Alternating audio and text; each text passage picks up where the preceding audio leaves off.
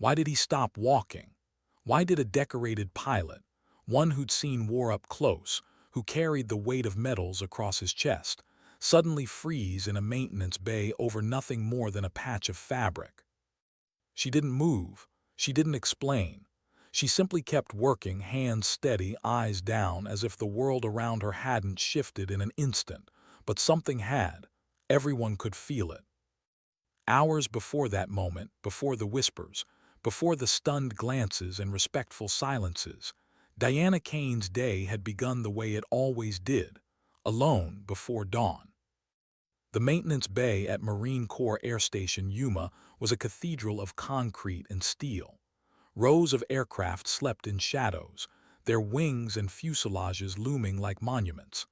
At the far end of the hangar, beneath a single overhead lamp, she worked on an F-18 Super Hornet. The sound of metal tools on metal echoed softly in the cavernous space. She moved with quiet precision, disassembling the M61 Vulcan cannon. Her motions were economical, refined, born of repetition. Not hurried, not careless.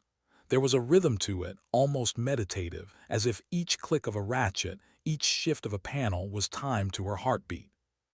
No one else was awake. No one ever was, not at this hour. She liked it that way, the silence, the isolation. These hours were hers and hers alone. But her solitude wasn't peace. It was a disguise. Her eyes, sharp beneath calm features, flicked often to the bay doors, to the corners, to the ceiling catwalks, always vigilant, always assessing, even when she appeared to be nothing more than another overworked weapons tech. She had lived too long with danger breathing down her neck to forget what silence could hide. The sun had not yet touched the desert horizon when she paused, just long enough to flex her fingers. Scars crossed the skin of her forearm, faint but unmistakable. They were not the kind that came from slipping with a wrench. They were deeper, older, the kind that left more than tissue damaged. By the time the first voices approached, she was already lowering her gaze again, hiding the flicker of alertness behind practiced indifference. The younger technicians burst in like a storm, laughing, talking too loudly, recounting last night's drinking games, ignoring the weight of the machines that loomed around them. One spotted her immediately. He grinned, gave an exaggerated salute, and called out loud enough for the others to hear. "Morning, Sergeant Wrench Turner." The bay erupted in chuckles. She didn't flinch, didn't smile, didn't acknowledge it at all. She had heard every joke, every nickname. Wrench Turner, Ghost Tech, the invisible, it didn't matter, let them laugh. It was easier this way, being dismissed. She reached for a specialized tool, the motion smooth, unbothered. The sleeve of her uniform slipped again. The scar caught the overhead light, a pale reminder she should have covered more carefully. But no one noticed, or if they did, they didn't care. That was the story of her life on base, unnoticed, invisible, forgotten. Even in the mess hall it was the same. Alone at a table, the scrape of her fork, the hum of conversations around her. A staff sergeant had once sat nearby, only to pick up his tray and leave after recognizing her. Not a word exchanged, not a glance back. In the supply office, it was worse. A lieutenant had cut in line, mid-sentence, as she spoke with the clerk. The man at the desk had shifted his attention instantly, leaving her standing there with paperwork in hand like she hadn't existed. Invisible, disposable, forgettable. She told herself it was necessary, that this was what survival required. But deep inside, a voice whispered that it wasn't just strategy anymore. Maybe she had been invisible for so long, she wasn't sure she knew how to be seen. That morning, as the day grew hotter and the bay filled with bodies, Captain Marcus "Viper" Rodriguez strode in with his usual sharpness. Clipboard in hand, chest puffed out, his voice carried like a whip crack. "Kane, I need this Super Hornet mission ready by 1500 hours. Colonel's directive." He didn't look at her, didn't wait for a reply, just delivered the words and walked off, already searching for someone else to command. She said nothing, she never did. He thought she was beneath him, just another cog, just another hand tightening bolts. He had no idea she had never once made a mistake. Not in months. Not ever. By late morning, the bay was alive with noise. Fuel lines hissed, metal clanged, voices barked orders and responses. Pilots passed through, sleek in their flight suits, patches displayed like trophies. Not one of them saw her. Not really. To them, she was part of the machinery. But then everything shifted.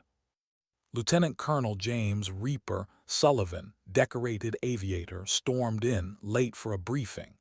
He was authority personified, grace in motion, reputation preceding him like a shadow. He almost didn't see her. He almost passed without a thought. But something caught his eye, something small, something most would have missed. The patch. Worn, faded, silver and black, half hidden beneath her rolled sleeve. He froze. His helmet nearly slipped from his hand. His eyes widened, and for the first time that day, someone looked at Diana Kane not as background noise, not as invisible, but as if she were a ghost. "Is that," he started, voice breaking beneath the hangar's noise, "is that insignia authentic?" Her hands didn't stop. She kept reassembling the firing mechanism, movements as precise as before. For a long, tense moment, she gave no answer. Then, barely perceptible, she nodded. The silence inside him was deafening. Sullivan's eyes locked on the patch. Ghost Squadron, a name spoken only in whispers, a name that carried more weight than any metal. He leaned closer, lowering his voice to a near whisper. "You were with the Phantoms." Her eyes lifted just for a moment, older than her face, harder than her posture. She said nothing. She didn't need to. Sullivan straightened unconsciously, like a man standing before something sacred. His urgency was gone, his mission forgotten. He placed his helmet carefully on the bench, as though afraid the sound might break whatever fragile truth he had stumbled upon. "I'll maintain discretion," he whispered, retreating slowly, reverently. And with that, the hangar was no longer the same. Whispers spread faster than fuel vapors. Senior officers arrived, eyes drawn to her sleeve. Some stared in disbelief. Others saluted without understanding why. Even Rodriguez, Captain Viper himself, watched from across the bay, his smug certainty flickering, replaced by something like doubt. By evening, the entire atmosphere had changed. The bay still hummed, operations still ran, but conversations grew hushed. Every gaze eventually drifted toward her. The men who had once mocked her now fell silent when she passed. Some even stood straighter without realizing it. And Diana Kane, who had hidden for so long, who had bent her shoulders beneath the weight of anonymity, felt the shift too. The patch had been seen. The silence was ending. As the sun set, streaks of gold cutting through the high windows, two military police officers quietly positioned themselves near the doors. Their presence was no accident. They weren't here in the morning. She noticed, of course she did. Her hand brushed the patch once as if feeling its weight before pulling her sleeve down to hide it again. It was too late. The disguise was broken. The questions were coming, and with them the storm she had prepared for all along. Later that evening, when Colonel David Hawk Martinez himself entered the bay, voices dropped to whispers. Martinez never came down here, not unless there was purpose.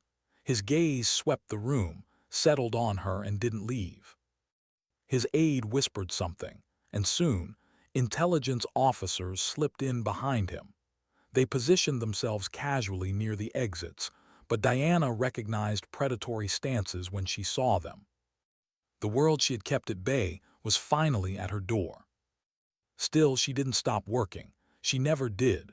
Her movements remained precise, practiced, economical.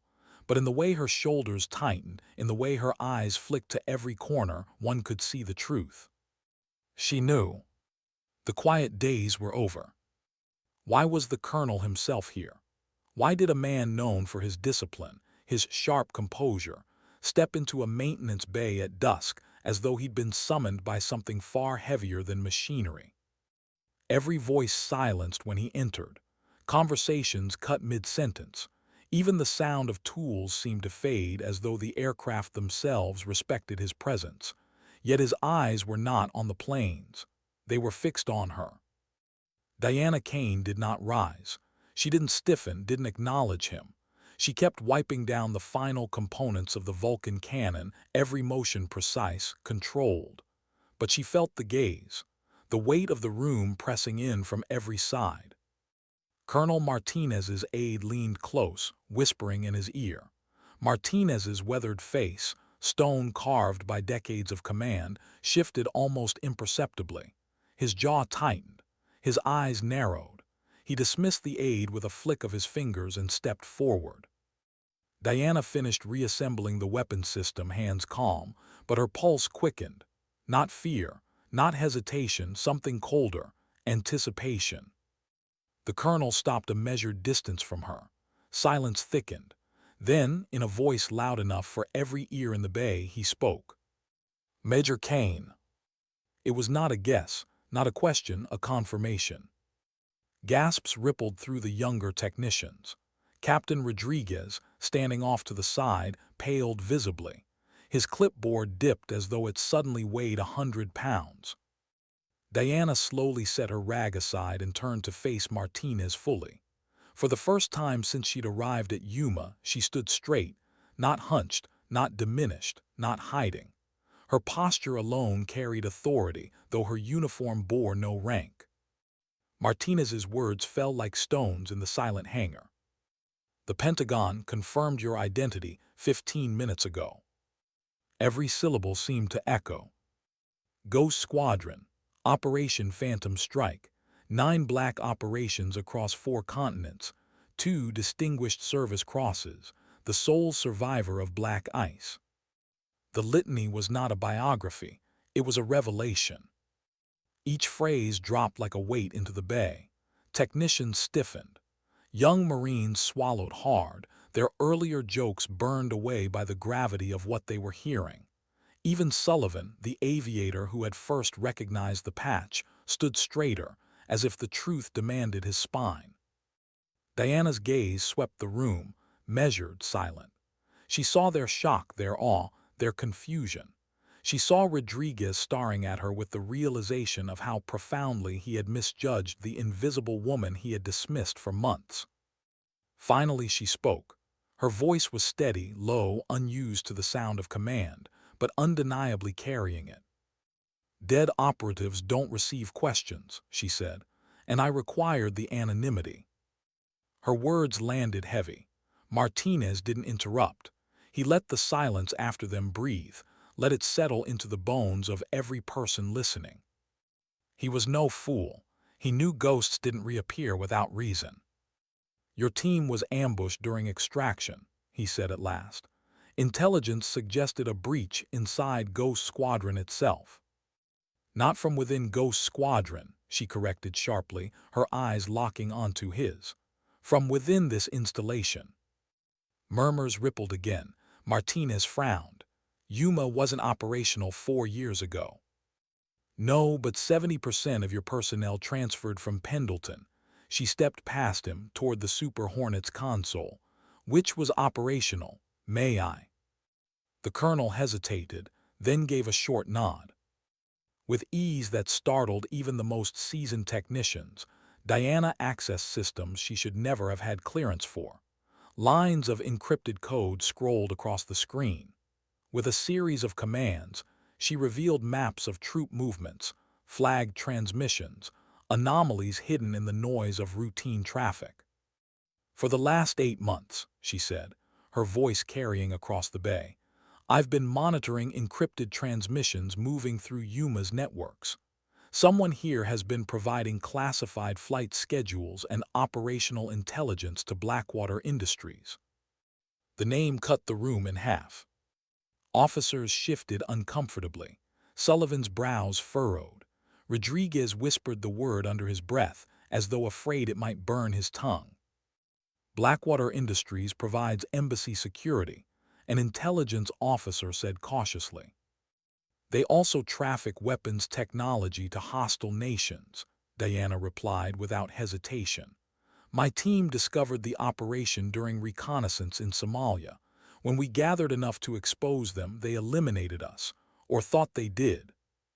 Her tone didn't waver, but her hand, resting briefly on the edge of the console, betrayed the faintest tremor, the memory of their remains, the stench of smoke and blood in the desert, the silence of radios that would never answer again. She pushed through the memory like a blade through flesh. I spent 3 years gathering intelligence while officially dead. When I traced their trail to this base, I requested transfer here. Technician. Invisible, close enough to monitor, low enough to be forgotten. She glanced back at the Hornet. And this aircraft, not just any Hornet, recently fitted with prototype targeting pod technology Blackwater helped design. I've been modifying it, using their own encryption protocols against them. She pulled the silver and black patch from her sleeve, held it in her hand for a moment.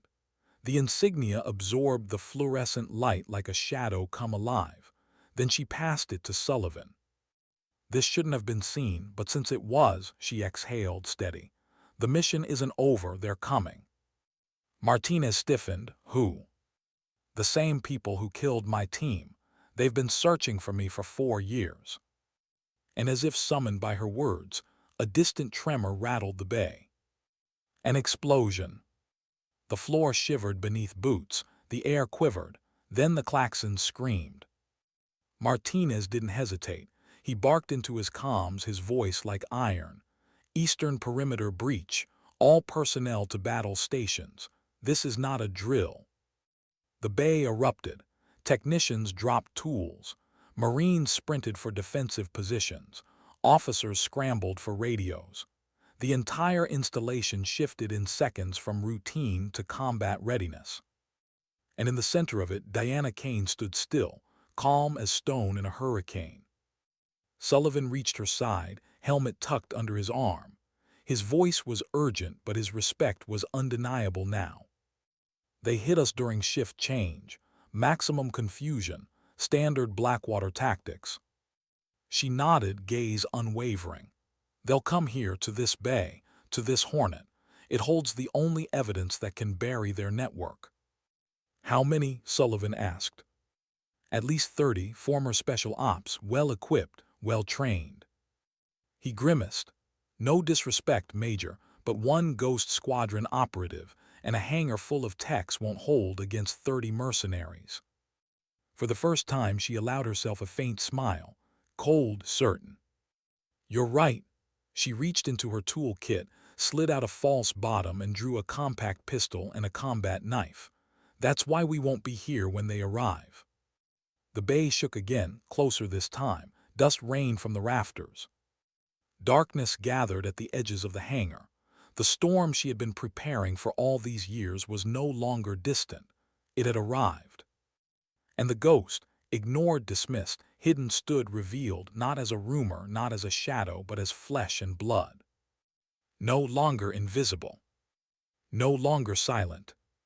The reckoning had begun. How does someone step back into the light after years of pretending to be invisible?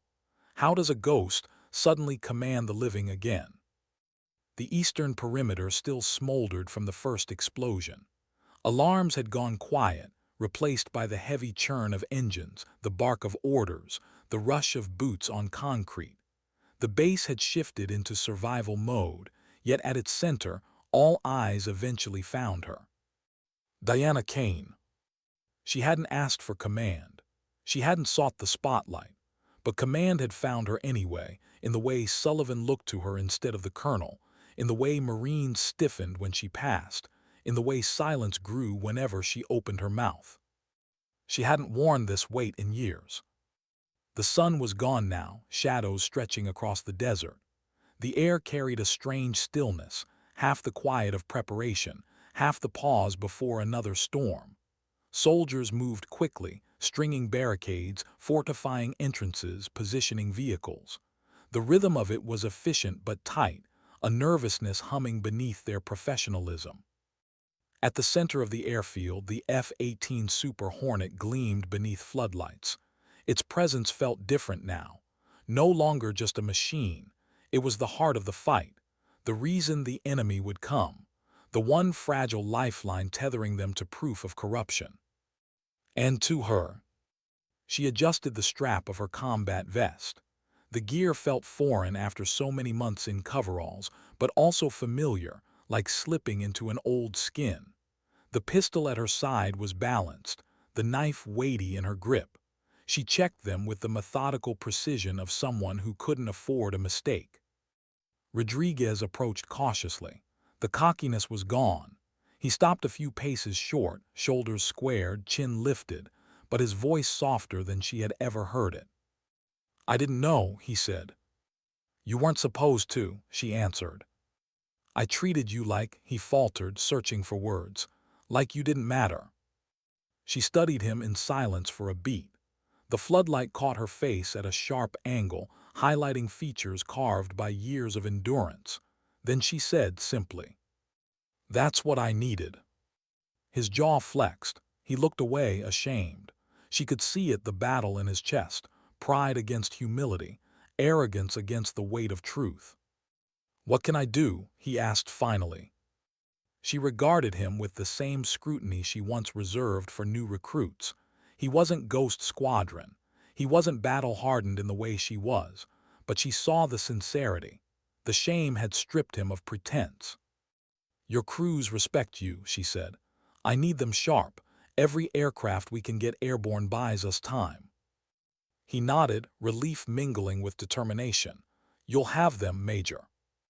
He turned to leave, then hesitated, glancing back.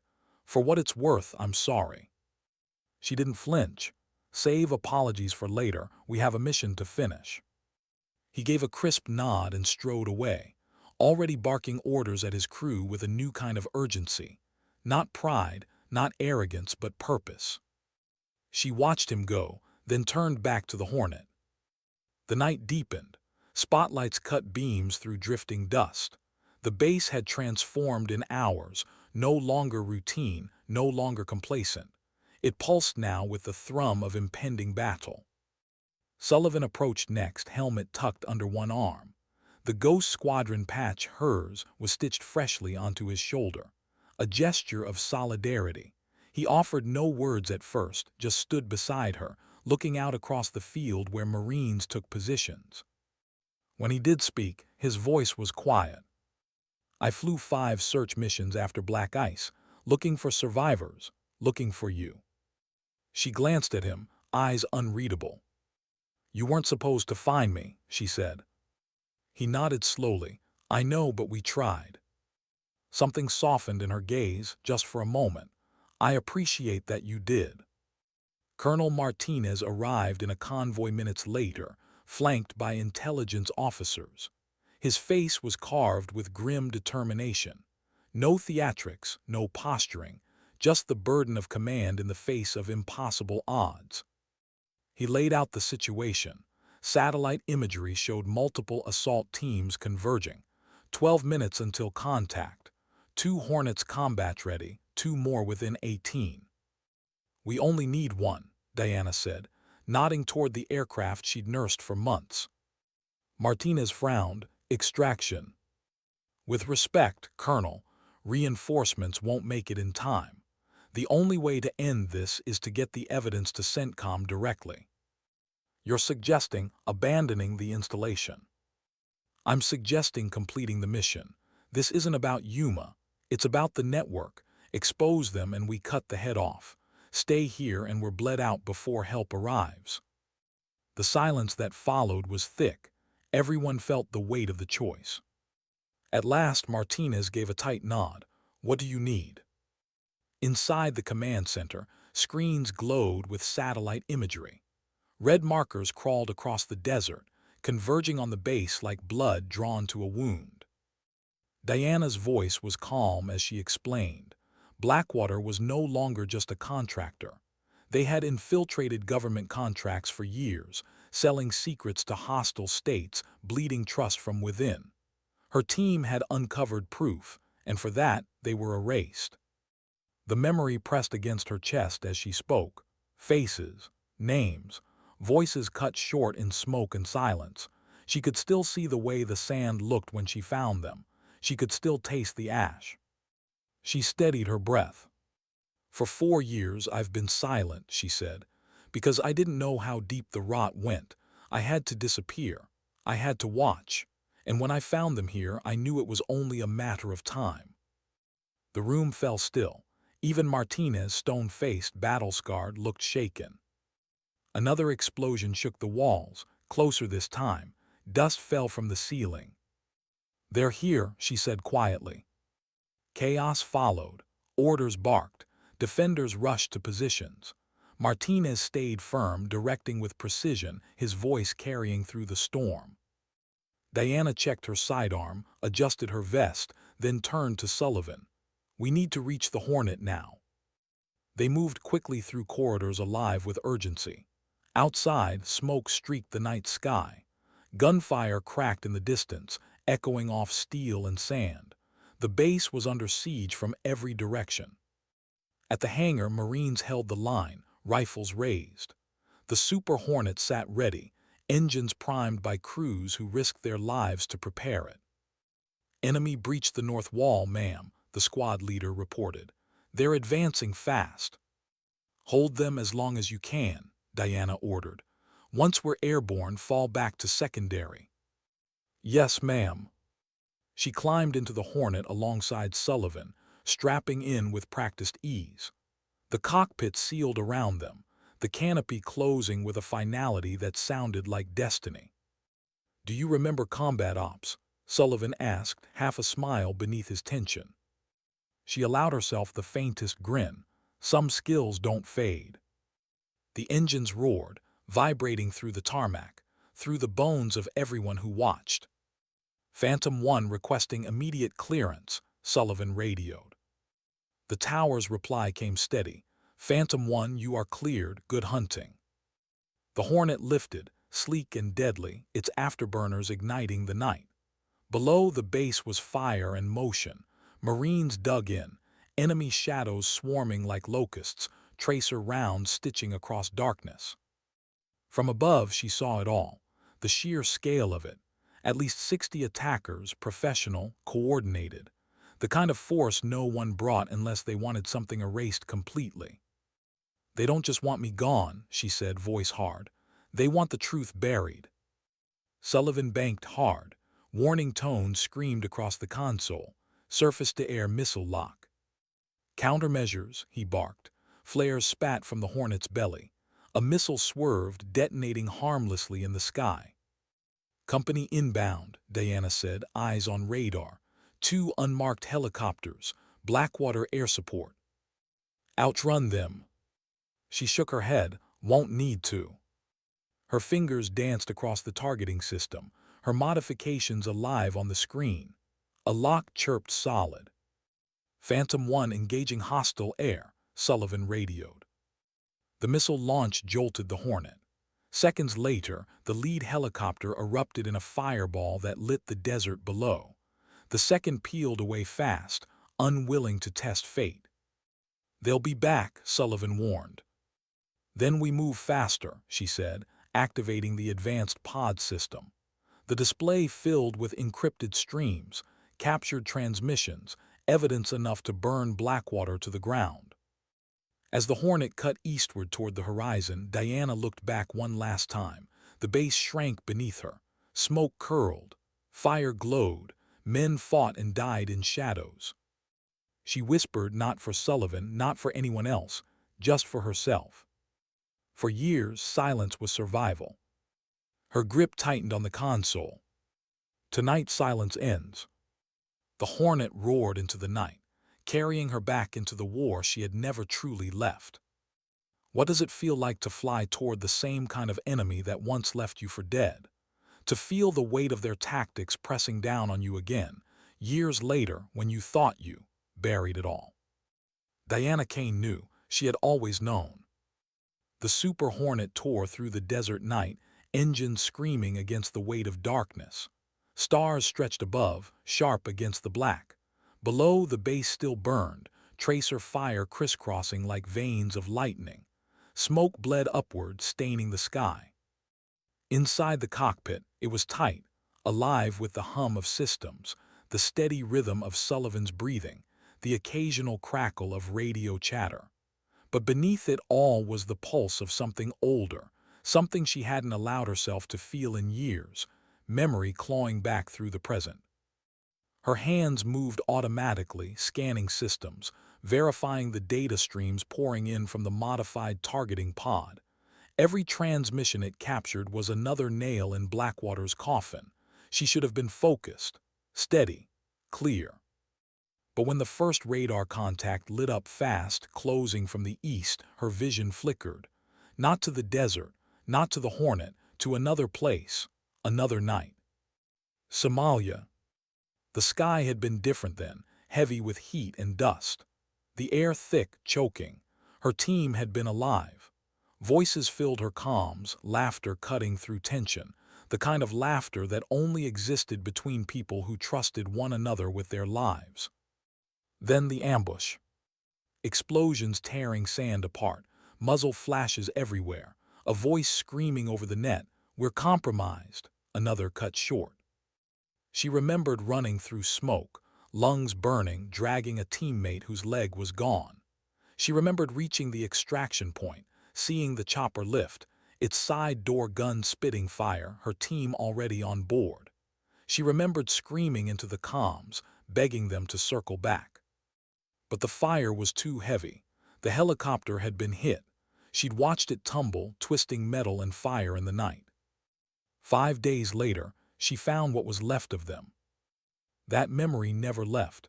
It lived in her chest, sharp as glass. "Kane," Sullivan's voice cut through sharp. "You with me?" She blinked, forced herself back. "I'm here." "Contacts 2 bogies, fast movers. They're not here for fun." She refocused on the radar.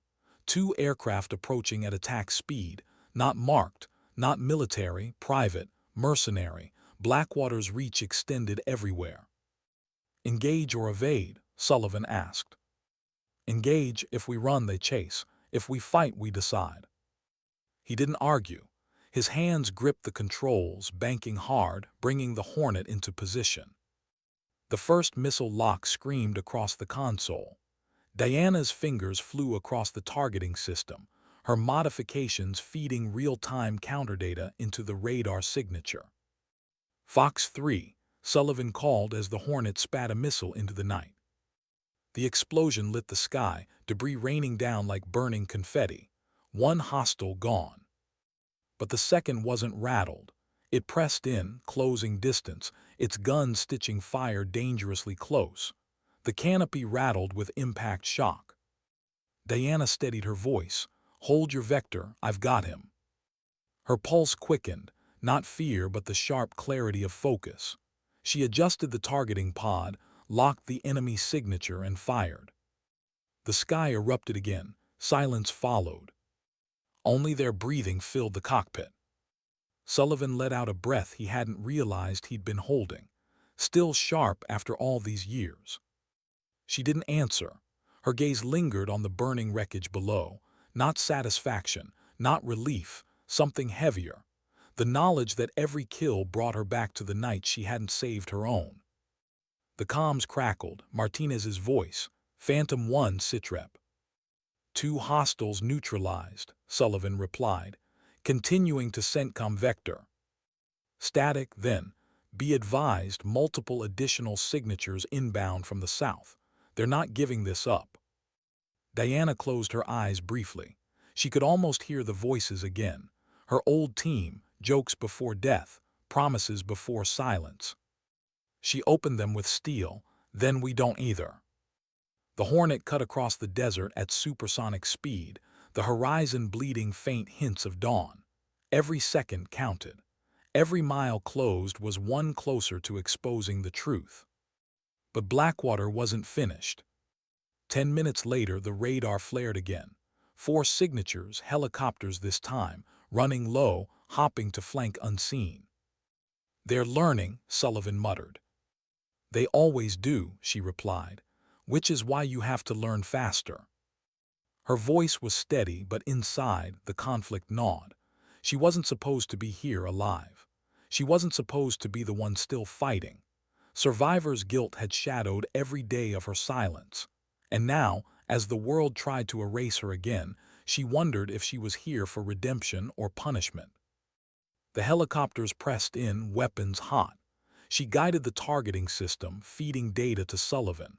Missiles launched, cutting through night, intercepting threats with surgical precision. Two detonated midair, fireballs lighting the horizon. But the other two evaded, closing fast.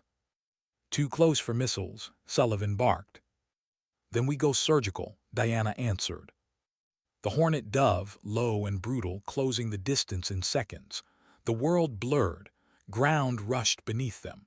Helicopter silhouettes filled the canopy. Diana armed the cannon. On my mark. Mark! The Hornet's Vulcan cannon roared, streams of tracers ripping through the first helicopter. It exploded in a spray of steel and flame. The second veered, desperate but too late.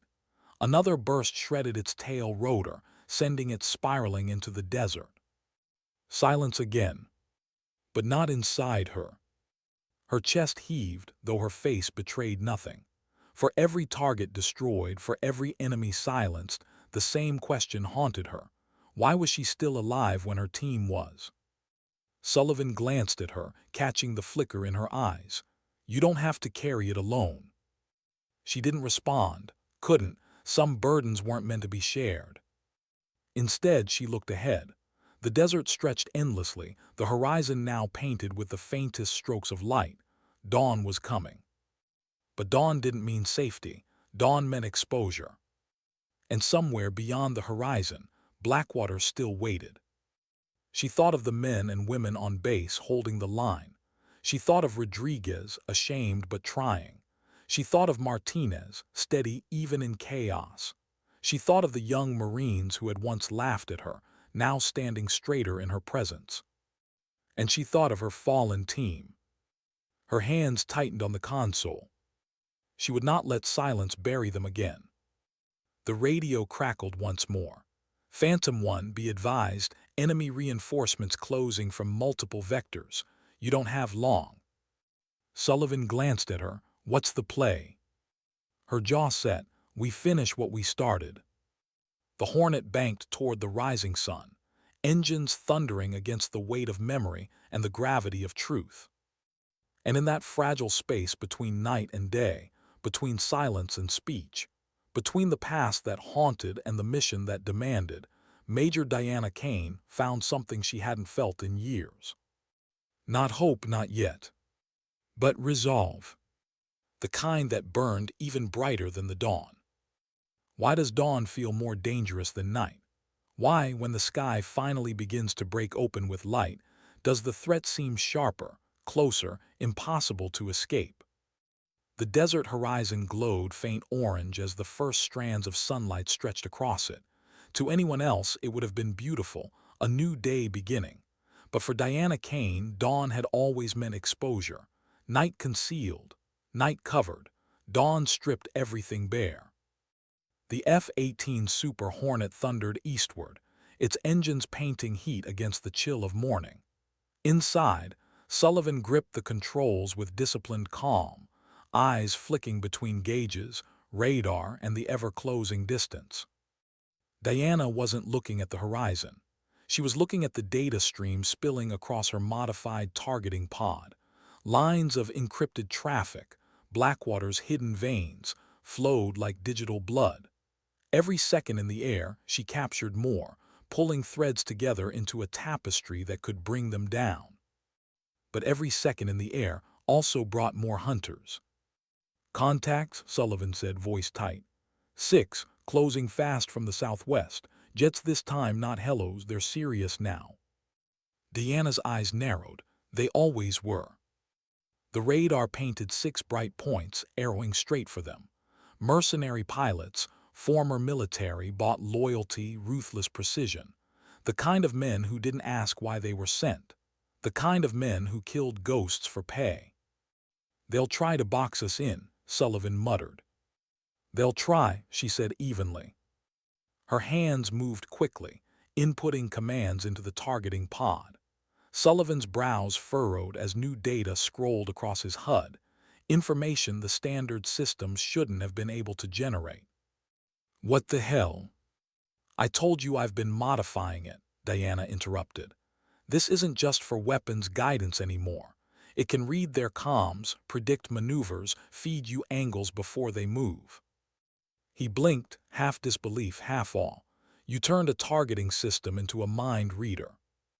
Not a mind reader, she corrected. Just a thief. I'm stealing their playbook in real time. The 6 jets screamed closer, contrails slicing across the brightening sky. Sullivan banked hard, bringing the Hornet into combat posture. Here they come. The sky erupted. Missiles streaked, contrails white against gold. Flares spat. Countermeasures flared like fireflies. The Hornet dove twisted, climbed, every motion pushed to its limit. Diana's system chirped warnings, then fed predictions into Sullivan's display, arrows flashing where the enemy would shift before they did. Now cut left, she barked. He obeyed, the enemy overshot. Climb mark. Another overshot. For the first time, Sullivan realized they weren't just surviving, they were outmaneuvering. You weren't just hiding, he muttered between clenched teeth. Her jaw tightened. Hiding was the mission, surviving was the punishment. They pressed back. Sullivan fired. One mercenary jet burst into flame, spiraling down. Another clipped its wing, avoiding the debris, losing control before disintegrating in the desert below. 4 left, he reported. But the Hornet shook violently. A missile detonated too close, countermeasures weren't enough. Warning lights blazed across the console. One engine screamed in protest. Stabilizers hit, Sullivan growled, fighting the stick. Diana scanned systems, hands quick. Rerouting hydraulics hold it steady. The Hornet bucked again. Gravity yanked at their stomachs as they dove. Her chest tightened, the edges of memory clawing back in. She felt this before. She heard the alarms, the tearing metal, the voice of a pilot screaming into the net before vanishing in static. Black ice. She wasn't in the Hornet anymore. She was back there, in the dust, in the fire. Running, choking, her team's calls cutting off one by one. Kane, where are you? Hold your position. We'll circle back. Hit, we're hit. Her breathing hitched, her fingers froze. Kane, Sullivan's shout dragged her back. Stay with me. She blinked hard, forcing the pass down like poison. Her voice was ragged but firm. I'm here. Stabilizers rerouted. You've got partial control. He exhaled through his teeth, fighting the stick until the Hornet leveled. Her hands trembled. She clenched them into fists until the shake stopped. She couldn't afford weakness now, not when the ghosts of her past were clawing at her ribs. 2 of the remaining jets pressed in, flanking tight. Sullivan gritted his teeth. They're hurting us. They think they are, she said, but they don't know what this system can do. She overrode the pod again, feeding false telemetry into the enemy's comms. On their end, her Hornet's position shifted, phantom echoes scattering across their radar. The mercenary pilots adjusted, confused, chasing ghosts that weren't there. Now, she said coldly. Sullivan banked hard right. The Hornet rolled into perfect position. Diana's system locked. Missiles launched. 2 more jets disintegrated in fireballs that lit the sky. 2 left, Sullivan said, voice sharp with adrenaline. They'll run, she answered flatly. And they did. The last 2 mercenaries broke off, unwilling to throw themselves into the same trap. They vanished westward, contrails fatting against the lightening sky. Silence filled the cockpit again, heavy and raw. Sullivan blew out a long breath. We should be dead. Diana didn't answer.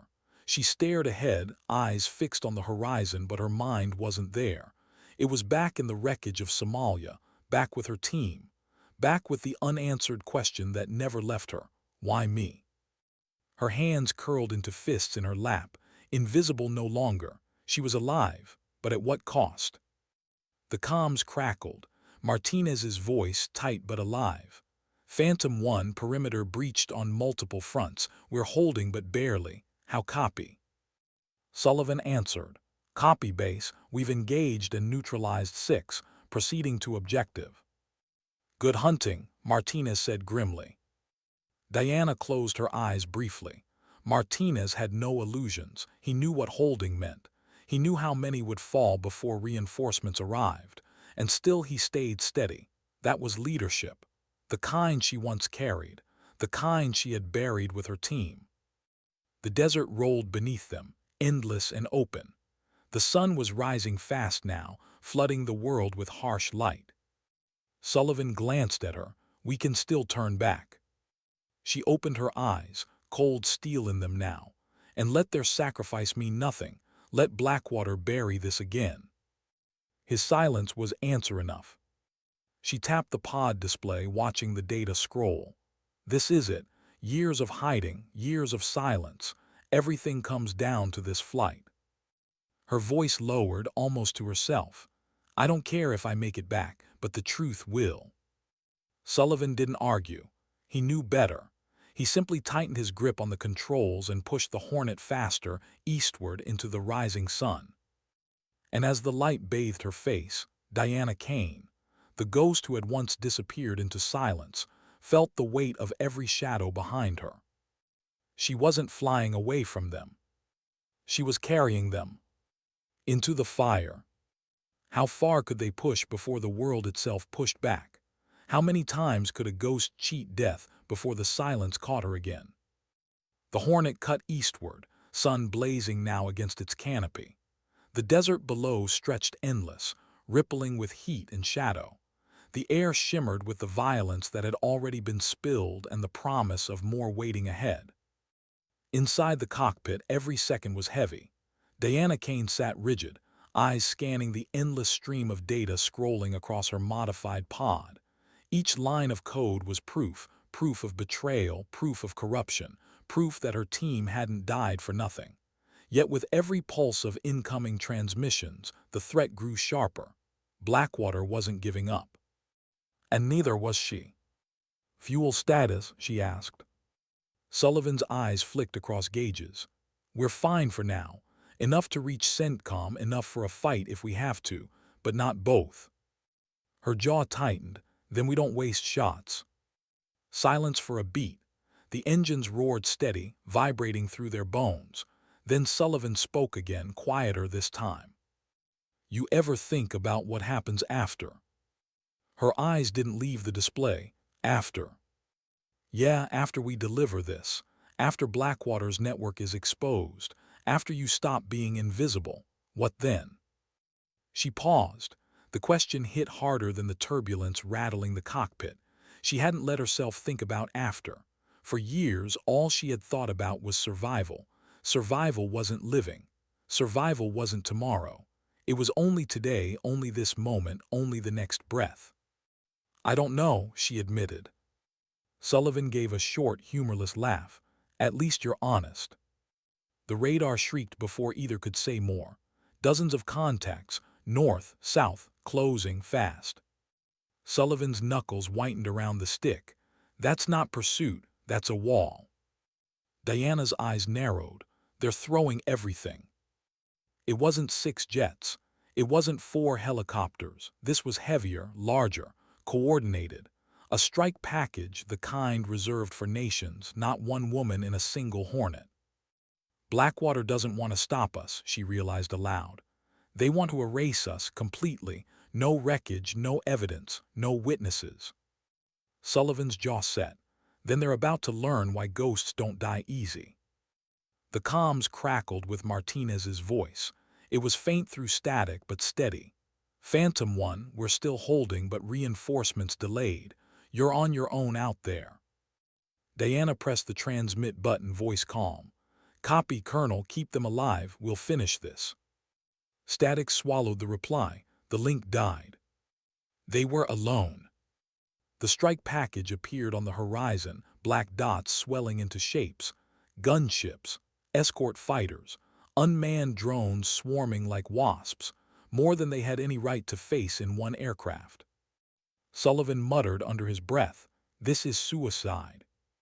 "Maybe," Diana said quietly, then her voice hardened, "but not surrender." The swarm surged. Missiles streaked.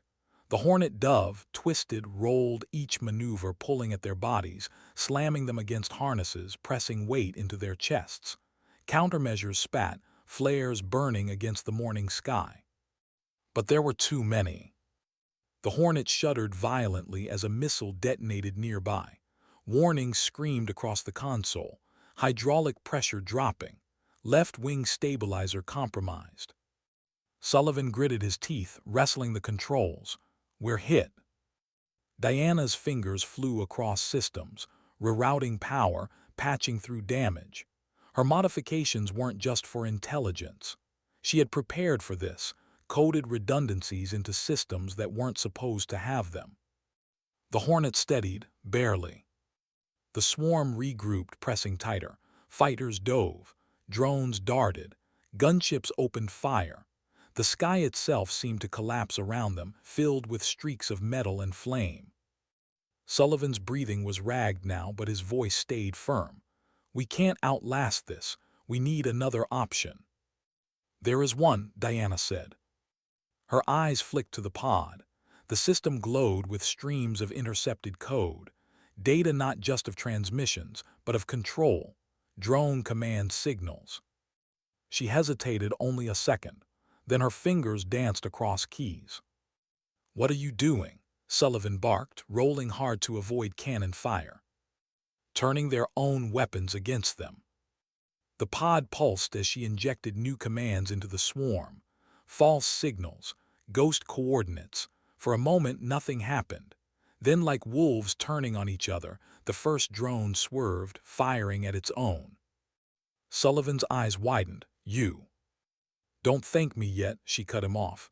"This only buys time." And it did. Drones spiraled in chaos, some colliding midair, others chasing false echoes across the sky. But the fighters pressed on and the gunships didn't falter. The Hornet roared upward, afterburners blazing. A missile clipped their tail, sending alarms shrieking. Smoke trailed behind them. Diana's chest tightened again, memory clawing up her throat. Smoke, fire, screams, black ice. "You should have died with them." Her breath hitched, hands trembled. "Not now, not again." Sullivan's voice snapped her back. "Kane." She forced the ghosts down, locking them behind the steel in her voice. "I'm here." "Then fight." She did. Together they banked, rolled, countered. The Hornet wasn't faster anymore, wasn't stronger, but it was smarter. Every move was guided by Diana's stolen intelligence, every shift anticipated, every trap laid. Another fighter went down, then another. But the gunships pressed closer, heavier than anything they'd faced yet. One locked on, the warning screamed. Sullivan gritted his teeth. Not enough countermeasures. Diana's mind raced. Her eyes flicked to the pod. She had one last modification, one she hadn't tested in real combat. "Cut throttle on my mark," she ordered. "Are you insane?" "Mark." He obeyed, yanking the throttle back. The Hornet dropped suddenly, gravity crushing them. The missile streaked overhead, missing by meters. The gunship adjusted, diving to finish them. And Diana triggered the pod's last trick. A pulse of scrambled code fired outward, hijacking the gunship's targeting system. Its sensors went blind. Sullivan didn't hesitate. He pulled the stick hard. The Hornet climbed, rolled, lined up the shot. Diana armed the cannon. "Fire!" The Vulcan roared, streams of tracers ripping into the gunship. It exploded, fragments tumbling like burning ash. The last fighter broke off, retreating. The sky fell quiet again. Inside the cockpit, silence pressed harder than the noise had. Both of them breathing hard, alive, though the Hornet groaned in protest with every mile forward. Sullivan's voice was raw. "We shouldn't be alive." Diana stared ahead, eyes steel. "Neither should I, but here we are." Her voice dropped softer now. I won't waste it again. He glanced at her again. Her jaw clenched. Black ice. I've carried their ghosts for 4 years, every day in silence, every night in dreams, but this is why I survived, to end it, to make sure their sacrifice wasn't for nothing. The Hornet limped eastward, battered but unbroken. The sun was full now, burning across the desert, lighting everything it touched. For the first time in years, Diana Kane let herself believe, not in survival, not in escape, but in purpose. They hadn't killed the ghost. And now the ghost was coming for them. How close could they get before the enemy threw its last card on the table? How many more miles could they steal before the sky itself closed around them? The Hornet limped across the horizon, its fuselage scarred, its systems screaming in protest. One stabilizer burned faintly, leaving a trail of smoke that stretched behind like a mark on the morning sky. The desert below had given way to fractured ridges and dry valleys, sunlight slicing sharp angles across the terrain. They were almost there, almost to CENTCOM airspace, almost to safety. But Diana Kane knew safety was never real. Not for her, not for a ghost. Inside the cockpit, Sullivan's voice was rough with fatigue. We're 10 minutes from CENTCOM vector. If we push, we can make it. She studied the pod.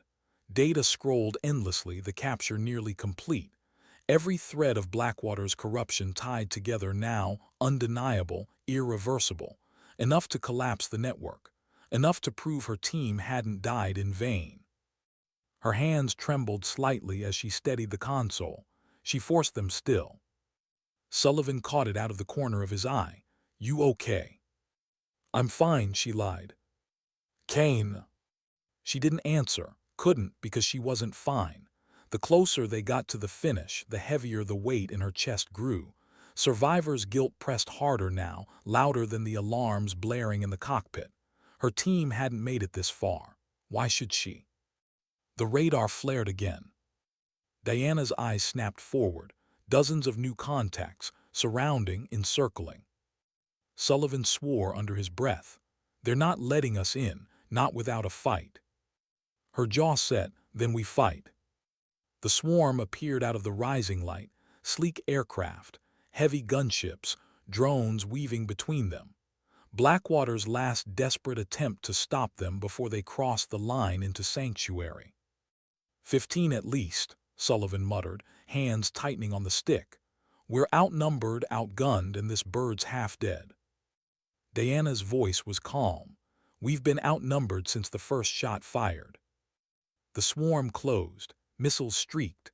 Sullivan rolled hard, countermeasures firing. The Hornet shuddered under the strain, alarms screaming louder. Diana's pod flickered under the pressure. She slammed her palm against the console, forcing it back online.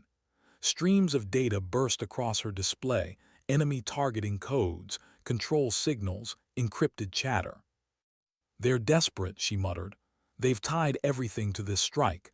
Their whole network's watching. Then let's give them a show, Sullivan growled, pulling the Hornet into a tight climb. The sky erupted. Explosions bloomed in every direction, smoke trailing, fire flashing against the sun. The Hornet twisted through it, impossibly alive, cutting between death on all sides. Missile lock, Sullivan barked. I see it, Diana snapped. Her fingers flew across the pod, hijacking the lock, bouncing it back onto one of the gunships. A white trail streaked upward, then detonated against its own. Sullivan blinked, half in disbelief. You turned their missile around. Just borrowing their aim, she said flatly. But the cost was high. Each maneuver drained the Hornet, each hit rattled it closer to breaking. Panels sparked. Smoke filled the cockpit edges.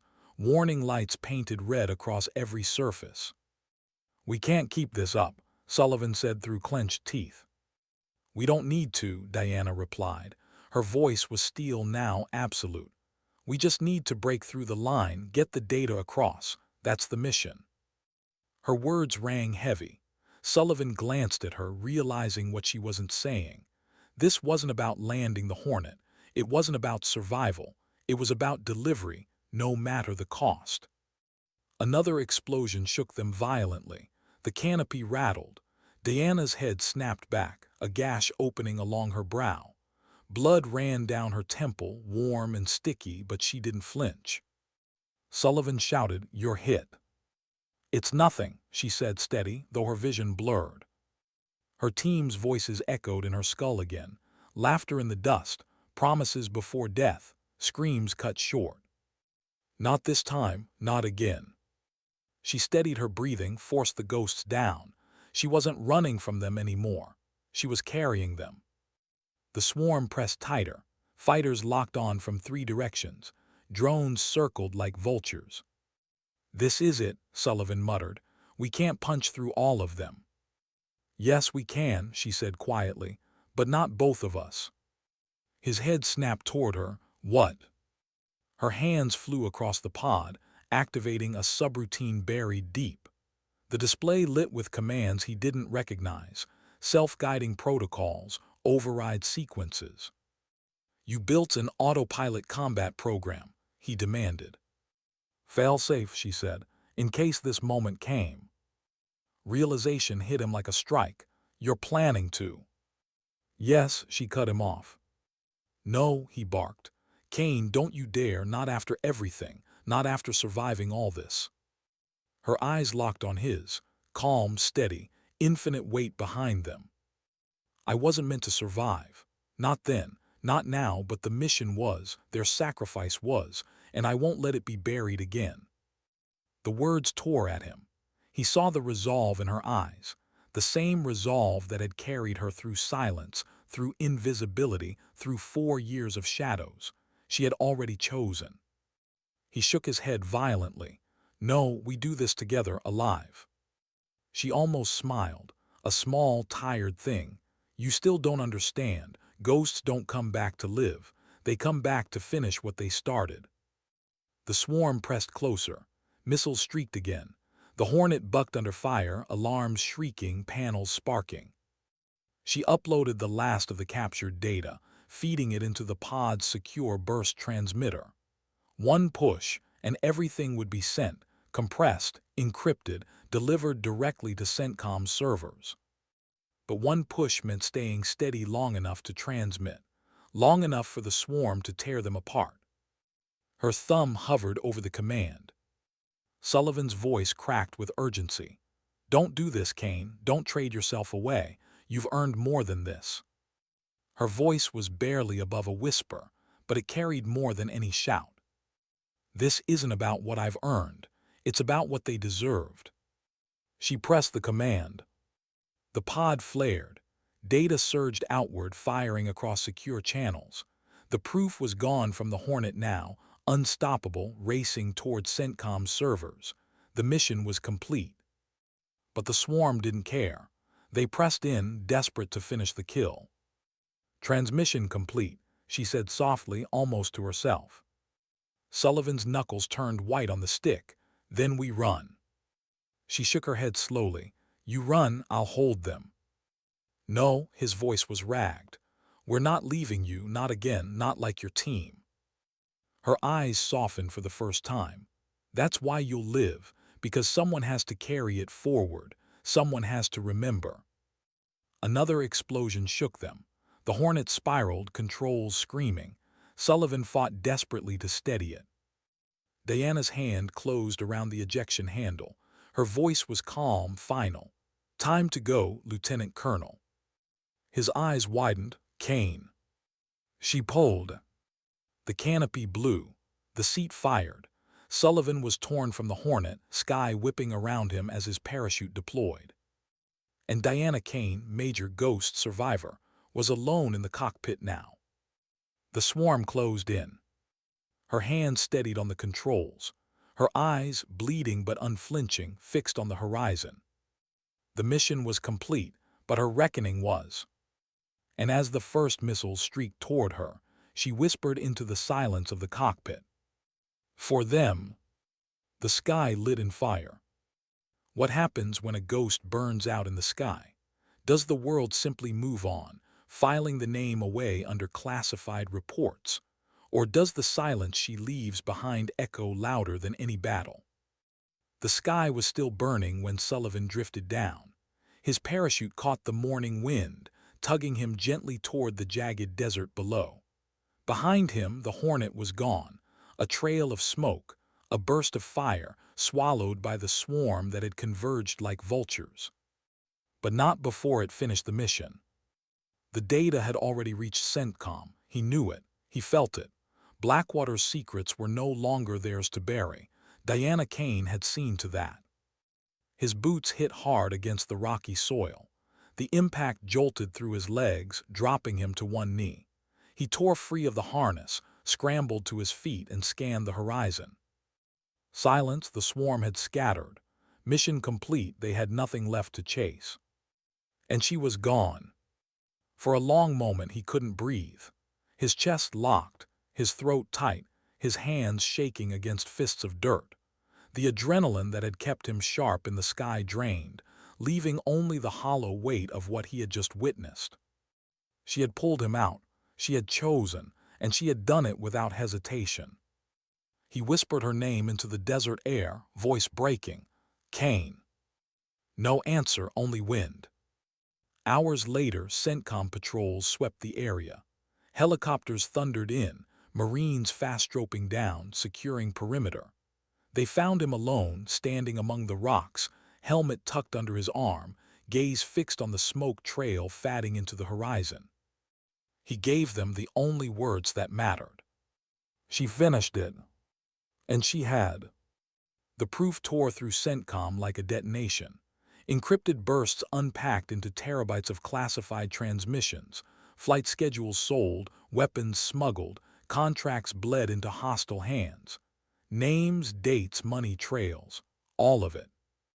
It spread upward, outward, unstoppable. Commanders scrambled.